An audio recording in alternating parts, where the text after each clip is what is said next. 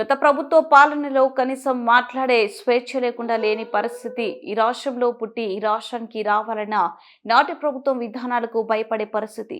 రాష్ట్రంలో పెట్టుబడులు పెట్టడానికి వచ్చిన వారిని నాడు తరిమేసిన చరిత్ర కూడా చూసామన్నారు నారా చంద్రబాబు నాయుడు. వ్యవస్థలన్నీ కూడా పూర్తిగా విధ్వంసానికి గురైనాయి.